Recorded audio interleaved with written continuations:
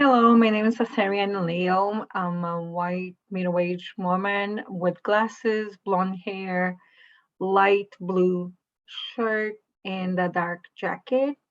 We're going to be talking about English learners and ELPACs. English learners, or ELs, are students whose first language is not English and who are enrolled in the English Learning Education Program. Here in Massachusetts, we have 118 languages represented in our public schools, which make 11% of the student body in our public schools. Most common languages represented are Spanish, 54.7%, followed by Portuguese, which is 15%. We have to take in consideration that some of the students may have experienced limited or interrupt formal education. Schools or charter schools are required under LOOKAT, which stands for the language opportunity for kids, to form an ELPAC if their school has 100 or more English learners, or in which English learners are at least 5% of the student body, whichever is less, is designated as underperforming or chronically underperforming. Parents have rights under the LOOK Act. They have a right to join the ELPAC groups and advise the district on English learner education program choices. They can choose the program that is right for their child if their district offers multiple programs.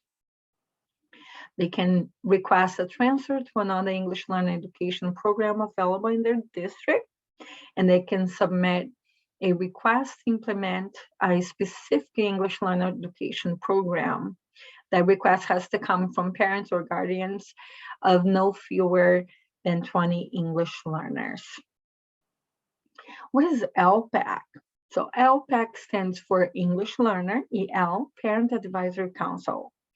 Membership is voluntary and open to all parents and legal guardians of students who are or have been identified as English learners.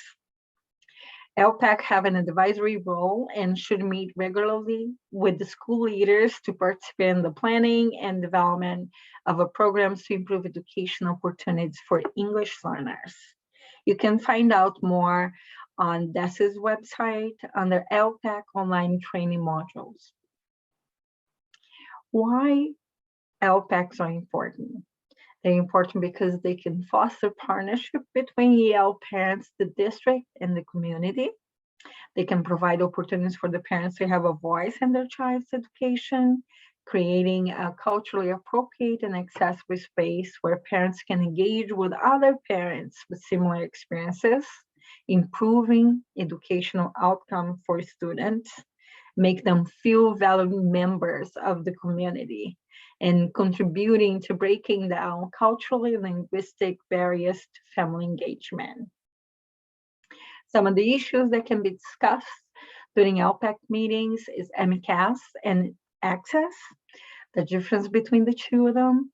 EL students, they must participate in all MCAS testing schedule for their grades, except for the first year. However, EL students are required to participate in all access testing, regardless of the English learner services they receive. Also, the intersection between English learners and students with disabilities. So we see a pattern of a disproportionate representation of the English learners, students in special education, which can exist with overrepresentation in district with the smaller EL population and underrepresentation in district with the larger EL population. Also, discipline and suspension is another issue. Studies shows that risk of suspension of EL students is 20% higher than non-EL students, and 50% of students were involved in the school-related arrests or refer to law enforcement are either Hispanic or African American. How can I find out if my district has an ELPAC? So a school district and schools required to establish an ELPAC must annually Notify parents of ELs in writing of the opportunity to participate in the ELPAC. Families can also ask their child's educator, check on school district website, put on the search box ELPAC, call your school district central office and ask them, ask at the general parent group meeting at your local school.